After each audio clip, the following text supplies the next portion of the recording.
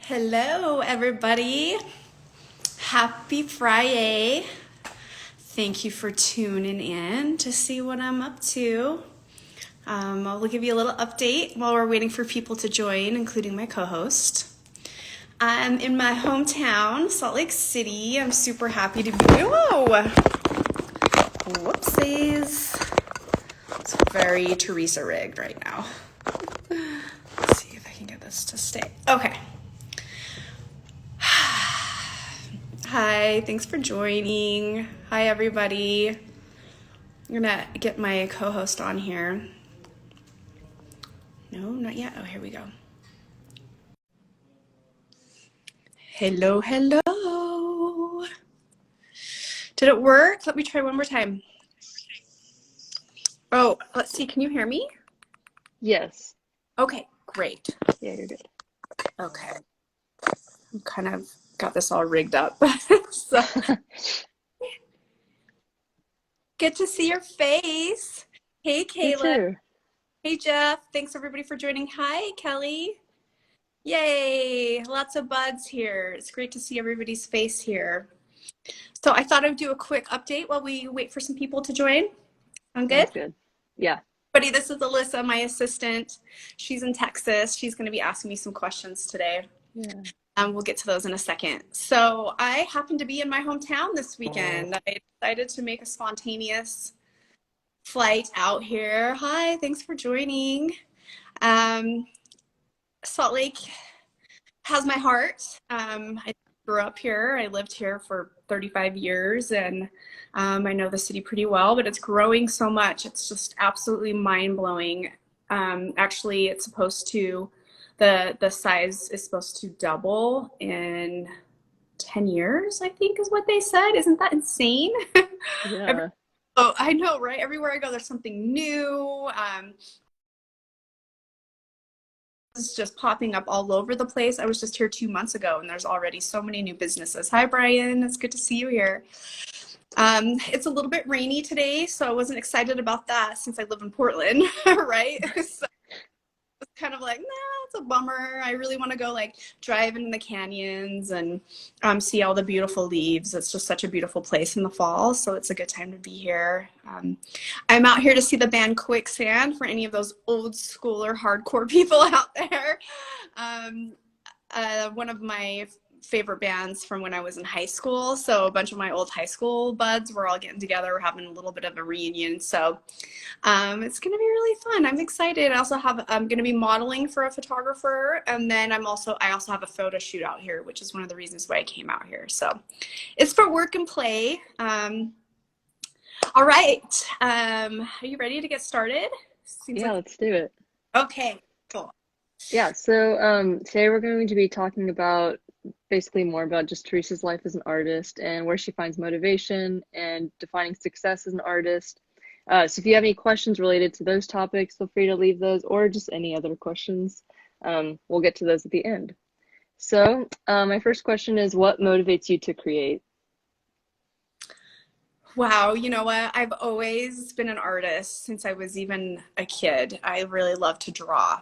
And I think when I was a kid, when I would draw, I really loved I Dream of Jeannie.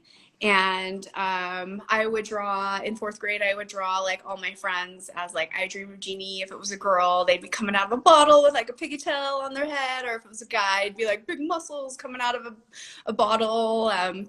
And I got a lot of attention for it, so they would desk and I had like mini art shows, and I just think it made me feel so good to like be drawing my friends and like getting some exposure in fourth grade. And from there it just grew into a lifelong passion. My mom was an artist, my father was a musician. He was also a very creative inventor. And I just really loved to make jewelry. I loved clothes. I remember when I was little, like, 6, 7, 8, my sister and my cousins, we'd dress up in these outfits by the barn and take pictures. Like, so innocent and so sweet. And if you saw the pictures, you'd be like, oh, like, so stylish, for 8-year-olds. I mean, it was just such a fun pastime. And then when I got into high school, I was really, really into drawing. So I started dressing up my sister in the backyard as like an angel, and I'd set up like, a whole setup with like sheets and everything. And then I would draw from them. And then I remember my teacher being like, "These are really great photographs. They're actually, better than some of the photographers' photos," and just really encouraged me to keep going. Um, and when I got out of high school, I decided to take some classes at the art center, some photography classes. And it was a really good time for me to start really exploring who I was. I was like 19, and I had had a really, really tough life. I grew up with some, really hard childhood. My father passing away when I was quite young. And then my mom, she was really sick. And, she was struggling with AIDS. And during that time, it was definitely something that people didn't talk about back then. It was a very taboo subject. People were very discriminated against. And I couldn't really tell anyone. I kept it a secret, even from my best friends. And that was really, really tough. But I used my art to express how I felt about things. And I felt like I had a voice. And I was very experimental. I would do like long exposures and like triple exposures. And I'd light things with a flashlight. And my teacher had invited me to do a self-portrait. This is long before selfies were cool. And my self-portrait, I photographed my mom. And we were in Sandy, Utah, which is hilarious because it's such a suburb of Utah. And I duct taped her mouth and sat her in a chair in the basement where we had covered up the windows and only light was streaming in through the sides of the windows. And it just felt very ominous, but like also kind of spiritual. And so I did a long exposure where the light was kind of burning in through the windows, and I double exposed myself over her body. And obviously, I was a mixed up young kid, losing my father, thinking every day I was going to lose my mom to like a really horrible illness that I couldn't even talk to anyone about. I felt really scared, alone, afraid, all the things. And you got to see my mom experience what it felt like to, live with this horrible disease. And I did the self-portrait. And it turned out very, very strange and interesting. And I was in the dark room, and one of the photo labs was like, the photo lab assistants was like, "I really want to know more about this photograph." And this is before I could even speak about anything, my art, who I was, I was still figuring all those things out. And I just looked at her and I was like, "I don't know. What do you see?" And she said, "I see someone who has a huge secret and can't tell anyone. I see a person who's struggling to tell the truth. I see darkness, but there's this light and this spirituality." And she was just moved by my photograph. And I was like, it's the first time I had anyone care about what I was doing, care about my work, so to just tell like a teenager like that your work is like making me feel all these things, it really made me feel so vulnerable, and it made me feel powerful, and it just made me feel like I had this voice. And I felt weird. So I remember walking home from that experience like excited and happy, and I wanted to cry, and I was like, "Oh my God, somebody knows how I feel," and I didn't have to tell them about my mom. And it just felt really good to be able to connect in a language where you use symbolism and light and people you love in your photographs to express how you felt. And I just felt like I was in love, like that feeling of being scared and excited, and I don't want to be in love, but oh my God, where are you? Like all those feelings. And I knew that that was my bliss in that moment, and that I had a voice, and I was just like ready to just share it. And that was like the first experience of many throughout my life, which was like a reminder that I was going in the right direction. And to push yourself a little bit, and it made me realize that I'm an artist and I have something to say. So yeah, there's a few experiences there, and that's just, just the start of it. Awesome. How would you say your style has changed over time? So this could be your personal style or your artistic style, however you want to answer that.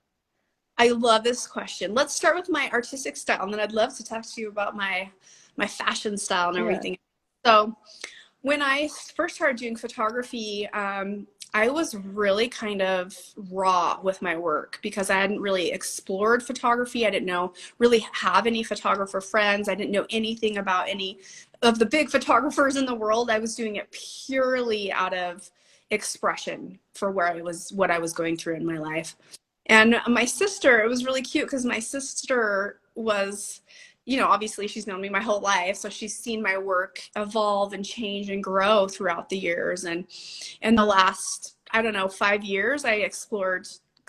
So my work was really dark when I first started doing photography because, I was a struggling young lady learning who I was in the world and dealing with a lot of, emotional pain. And so when you look at my work and it's dark and it's deep and it's strange and it's exploring my body and exploring other people's bodies, like I would, utilize my friends to take pictures of them. And so, it was kind of dark. And as I got older, my work evolved into more of a beautiful, surreal, light, spiritual kind of work, where I really played around with color. Because in the beginning, I was really into black and white photography. I liked that edge. I was in my 20s, so I was edgy.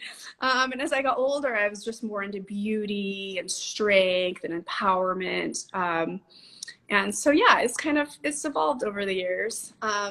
And with my personal style, which is a great question because I also own a shop called Alien Mermaid Cove, which is on Alberta Street in Portland. We have a pop-up shop right now. We're usually open on the weekends. DM me if you want to come by. DM me on my personal page, Teresa Flowers. It's a good place to connect with me pretty quickly. But when I was in my 20s, I was really into vintage and used clothing, and I collected. I was just like so into vintage clothes.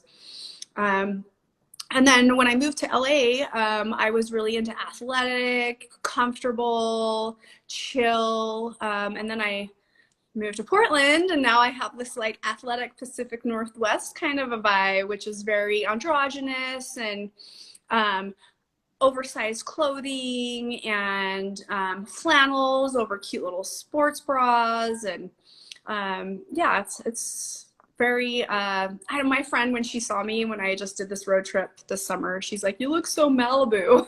So I like to think I look like a surfer, like a laid back surfer girl who just came from the beach. So yeah, it's a quick version, quick of my style. Awesome. That's so fun. So how do you define success as an artist? Ooh, that's a really great question. And that's a tough one, because most artists, as my gallery owner would say, don't really make it until sometimes they're in their 60s or 70s, which is like not a really good life plan. So most artists their work doesn't even become super valuable until they're dead. So, how are you supposed to measure success when you're dead? That you're dead. Yeah. Yay. So for me, I've really had to see my success more in the richness of my life and of who I am and the quality of my life and the people and the projects and the things that I'm doing and the contribution that I give to the world. So for me, success is when people started calling me an artist. There's nothing like that word because it just sounds so lame when you call yourself an artist. But when someone else is like, oh yeah, this is Teresa, she's an amazing artist. I remember that when that started to happen to me, and I just was like, oh my gosh, like I'm finally an artist, because a lot of my mentors would just be like, don't ever call yourself an artist, it's lame. Like you don't really call yourself an artist until it's like a lifelong pursuit, just like being a doctor or being a mechanic. You just don't wake up and you're like, I'm an artist. I mean, we all have not all of us, but a lot of us have, artistic and creative tendencies and all those things. But mastering art, that's a lifelong practice. Mhm. So when someone starts to call you an artist, when people start to buy your work, even when you get a message that somebody is inspired by you, like that is really, it's so rewarding. And then teaching, I've been teaching for 25 years, and seeing my team, my students make amazing work, make big fun projects together, it's just so awesome and rewarding. I was recording one of my podcasts with one of my friends, and he was talking about, he's assisted for me on many of my photo shoots, and he's like, Teresa, it's like you live in a dream world. I walk in and there's all these beautiful babes, and there's snakes and fog machines, and there's paint everywhere, and like there's a crew of people helping out, and it's just like, it's so surreal and just so fun to bring people into my imagination and into my world, because our world kind of sucks sometimes, right? So that's when I try to find my success, and my reward is in those moments when I'm in my bliss and I'm making my work and I'm sharing myself. And, if you sat around and it was like, no one's buying my work, and wow, I'm basically giving my work away at the end of the day, you can get really down. So you have to realize that as an artist, it's not about the money, it's about the richness of your life. What about you guys?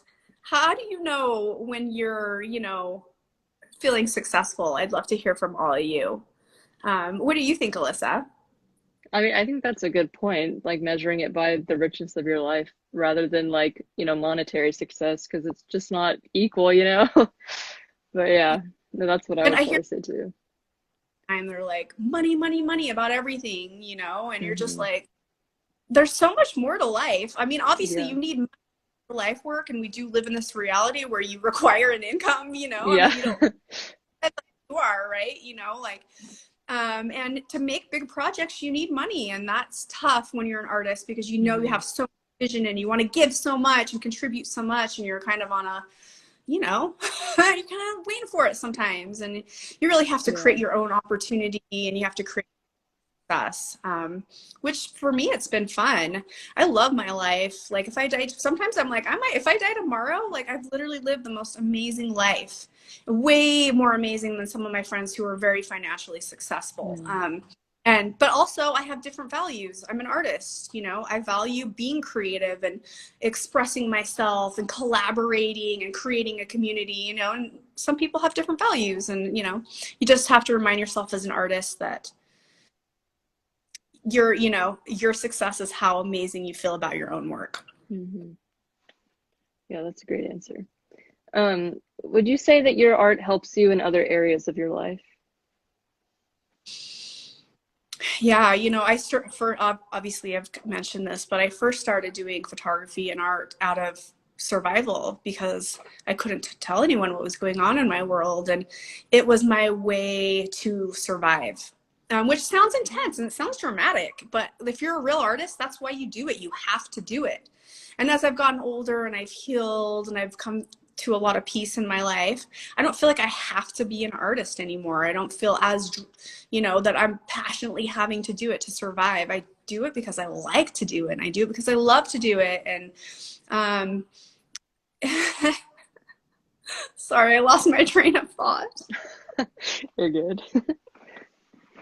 What was the question? Does art help you in other areas of your life? Yeah, and it's also a good way to like meet people and have fun, and like Hmm. with my gallery openings, I will create so much community and such a hub for amazing creative collaboration. Um, and it's just so nice to feel like you have a community and you have people around to support you and care about what you do. So yeah, those things have been really great. Sweet. Is there a specific environment or materials that are integral to your work? Great question. For me, I realize I really need a space to make work, and I Hmm. need room to make work, and that is tough when you're on a budget and you're working in your house most of the time. As an artist, because as much as we'd all love a 2,000 square foot loft to make all our work Yeah. all day long, what I'm working on, it is a goal of mine. To have the space, to have the tools. But honestly, my camera is 10 years old. I'm not proud of that. I'm actually saving up to get a new camera, which I hope to do soon.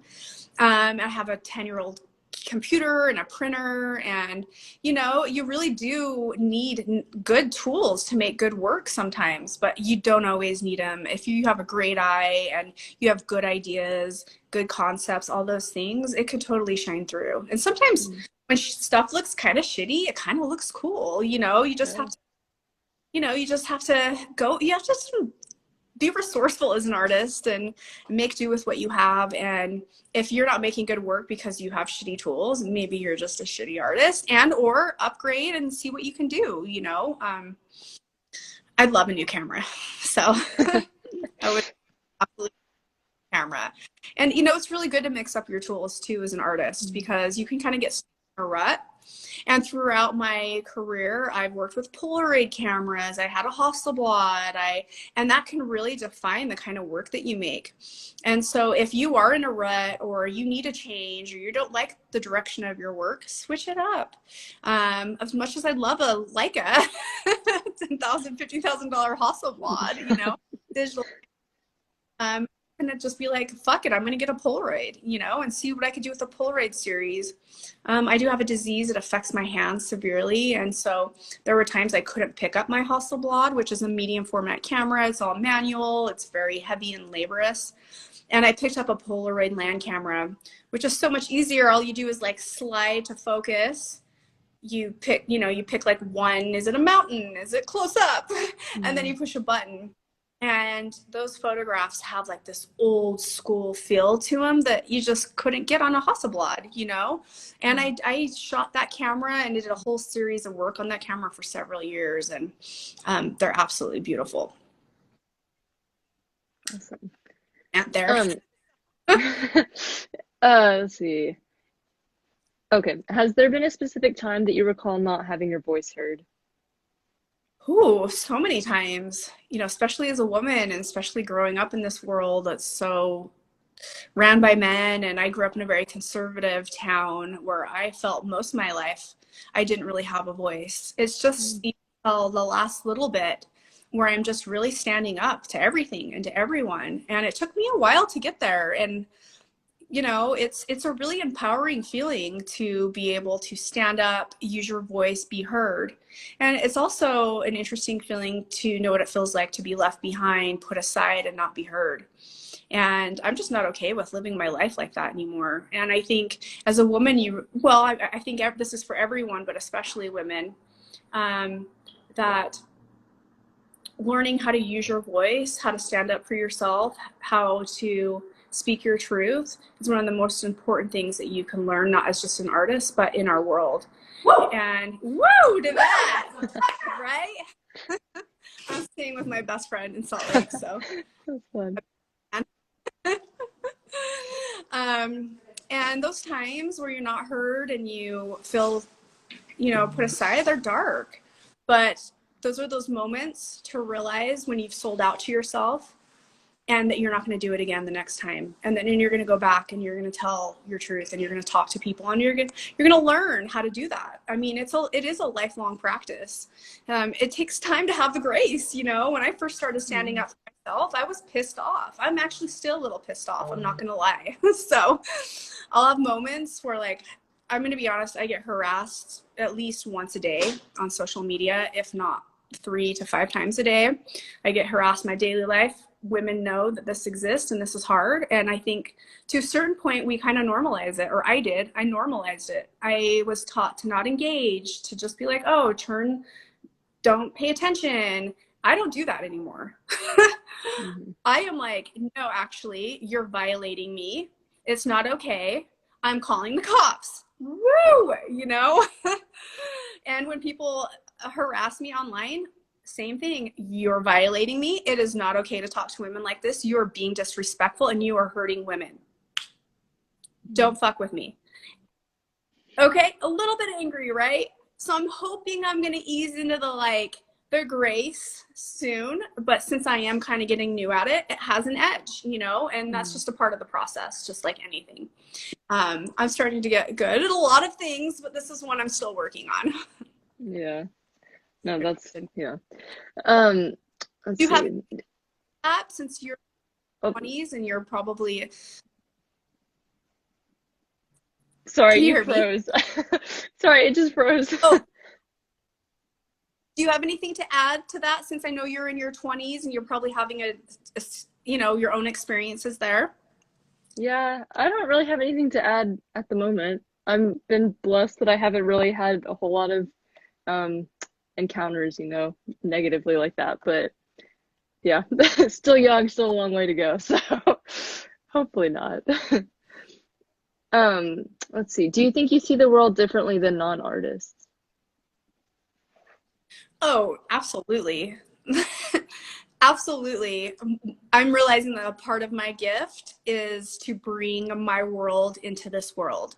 I live in this amazingly vibrant imagination, and I have this like vibrance and this color of the way that I see things, and I see that not everyone sees that. And Mm, at first I thought that was, I thought I was kind of delusional and strange and didn't fit in and all those things. But as I got older, I realized that is my gift. mm, And when you realize that your differences and those things that make you unique are actually your gift to the world, and that those things should be celebrated. And now I celebrate my strangeness because I realize it makes me special. And I've worked on several teams for so many different things, and I work as a branding director or a creative director, and I just see things. I've been doing this for 25 years, so I just see things. I'm not only intuitive but innately just trained in the art world, that I just see things that some people just don't. Just like someone's a mechanic and they're looking at the car, they're going to see something that you don't see because I'm not a mechanic. And people are just, a lot of people will be like, oh my God, you're just so weird. Or like, wow, utopia, you want to live in a utopia. And it's like, yeah, I actually do. And I'm going to do my best to bring that here for you and to share it with you. And you're welcome. So, yeah. Do you awesome. have anything to add to that? I don't think so, honestly. Okay, my last question before we move on to the Q&A. How do you overcome creative blocks? That's such a really good question because, I've been an artist for 20 plus years, and there's moments where you just are blocked. It's Mm, just is. And I'm realizing for me, that's a time where I need critical self care, critical downtime, time to chill, time to step in to my imagination and my inner architecture, because that's where the beauty lies. And sometimes we just don't give ourselves that on the daily. Sometimes we just get so caught up in all the lame little shit you have to do all day long that your creative genius is just like stuck in there. And now it's midnight and now you can't mm, sleep because now you have all the best ideas in the universe. And so take a minute out. I think, you know, I didn't really realize how real burnout was as a 20 something year old. I was so prolific and I was so passionate, but I was also running away from a horrible life. mm, And learning how to balance out as an artist and as an entrepreneur, a small business owner, it's tough. But that is a practice in all artists and all entrepreneurs. And I think everyone should learn how to master this practice.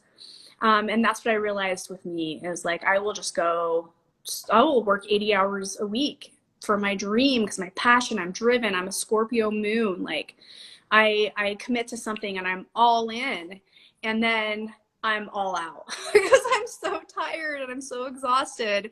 And then I think I'm a failure and I'm a loser and everything's falling to pieces. And it's just like, no, no, you're just out of balance. You yeah. just need time to get back into balance. And this year I did fall out of balance. I did a business plan for Alien Mermaid Cove, and I found out I needed $130,000 to start my business. And I just like totally spiraled because how the hell does somebody just come up with $130,000 unless you're, from a very wealthy family and, all those things or whatever.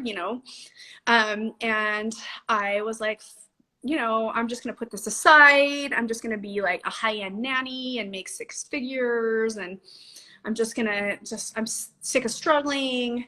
And the truth is I just needed a rest.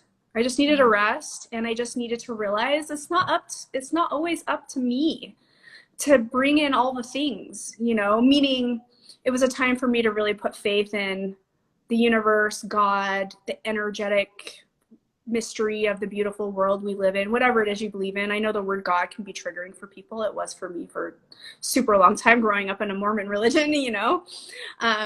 And for me, it was a time to go, you know what? It's not your job to know where you're going to come up with $130,000. It's your job to make your work. And it's your job to listen to your inner eye, your inner God, your inner voice, your intuition, and just take baby steps. And when you stop and you land and you realize, I'm complete and I'm whole, and this will happen if it's supposed to happen when it's supposed to happen. I really do believe in divine timing. And what's the most important thing is to take care of yourself. And that was really hard. It was a big lesson for me. And when I started to do that and started to make decisions that felt good for me to take care of myself, that's when you start to thrive. That's when God will bring you what you need. And you just got to know that, you know, timing is a thing. And I'm also the kind of person that likes to force stuff. Like that Scorpio moon is just like, I'm going to make this happen. Like, and as a woman in the world, I'm sick of living my life in a masculine energy. And I've decided it's time for me to let good things come to me. Let it come to me. Let it happen for me. And it's been a really big shift. And it's working. It's happening. And my business will come to, I mean, it will come to fruition when the time is right. There's only so many things you can do in a day. And treat yourself. A part of me being here in Salt Lake was just kind of a moment of like, it's time for me to start doing nice things for myself, little things that make me feel good and whole and happy, and that I'm seeing the people that I love and who care about me. So yeah, another long rant for you about that. No, that's good advice. Okay, so we're now ready to move into the Q&A part. So if anybody has any questions, feel free to leave those. We did have one question sent in beforehand, and they asked, what is your favorite thing about your job? Cool. Ooh, I love this one. Okay, so I honestly, I wear many hats. I do have a lot of different revenue streams. So let's talk about my passion. My passion is photography and art and making art. And my favorite part of that is being in that creative bliss when you're just like being so channeled of like vision, and you're out there with the models in the most epic location. The seasons are in. You can feel like the crisp air on your skin, and you're just so present, and it just is all falling together. And then something else happens, like a guy happens to have two horses and is like, do you want your horses for your shoot? And you're just like, what? Like God sent in all the best things I didn't even plan for. And you know, when you're in just that like creative flow and bliss and vision, it's just like, I live for that shit. It's just like the ultimate. It's the best. And I love when I'm with my friends and they see me in that state of mind, because I could see it inspire them, and it inspires other people, and now they're excited about what they're going to create, and now they're off creating out with other people. It's like a ripple effect when you're in your bliss and you're following your, like, the thing that lights you up. It helps light up the world, and it's just like the most amazing feeling. I also really love to work with people. I love to bring down those barriers. Like as soon as you get somebody new out in nature, now you're real buds, you know. Now you're really intimate. And sometimes by the time that the photo shoot's over, like I remember doing a photo shoot at a hot springs, and there was a bunch of people didn't know it. There was like 10 people who were getting naked in the springs for me, pretending they're like fetuses and like being rebirthed from the earth, you know. By the time it was over, everyone's giving each other foot massages and talking about their life, and like, you know, it's not just like an amazing creative moment, it's also a time to let those barriers down and connect. It's a really beautiful feeling. And when I'm working commercially, I love collaborating with people, like in photo shoots, with my branding, I love helping other people rebrand their small businesses, their large businesses. It's so absolutely thrilling for me because I get turned on by design. I know it sounds crazy, but I will just like look at design and look at that font and that color, and I absolutely love those things. And I love seeing it uplift other people's businesses. I love working with women, and when they look at the photos and they're like, oh my God, I look so good. I was like, yeah, you do. You know, I'm helping them feel empowered and beautiful in their body. And when I love my shop, I love people coming into my shop. I love seeing people in my clothes and knowing that they're going to be out in the world wearing my clothes. Like, it's such an amazing feeling because I had a dream when I was a kid that I had my own shop and I was merchandising it in my dream. And one day I was like, oh my God, I have my own shop and I'm in here merchandising it. This is literally amazing. And to have people come share that like a dream with me, it's just an amazing feeling. And then when I'm teaching and mentoring, seeing my students make phenomenal work inspires me. And I learn so much from my students, just as much as they learn from me, and sometimes even more. I could go on and on about that, but those are like, you know, my top favorite things. So Yeah, that's awesome. great question, whoever said that. Thank you for that. Yeah. So, is there anything else you want to add before we end the live stream? Thank you, everybody, for watching. I love being here and connecting and sharing with you a little piece of my world. I want to just say, of course, a big shout out to Alyssa, my assistant, in real life. But you've done such a good job. I know it's coming to an end. For internships coming to an end. Of course, I want you to stay. So stay as long as you want. But you've done amazing job. I'm so impressed by you, and I'm so excited to see you grow as an artist. Thank you. And a shout out to all the fans, my team that are working on a daily basis just to keep me going, because it is hard work, y'all. And the people who are donating to my fundraiser and coming into my shop and buying my art and telling my friends and leaving comments and sharing my work. I can't do without you guys, you gals, you people, all y'all. I love y'all so much. And I'm in Salt Lake, and so if any of my buds are out there, DM me. I'd love to see you. Thank you so much, Alyssa. I really appreciate it. Do you have anything to say for our last live stream? It's kind of sad it's the last one, but I've had so much fun.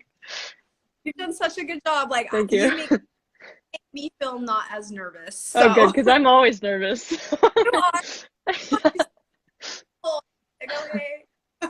I try to play it cool. Well, I really appreciate it because I'm clearly not playing it cool. I'm such a spaz. No, you're good. You're good. I'm not sure what's going to happen with the live streams moving forward, but maybe, you know, we'll see how this all unfolds with where my business is going. But thank you guys for following along, and hopefully we'll get back to you all soon with some good live streams. Until then, we'll see y'all soon. Bye, Alyssa. Bye. Bye.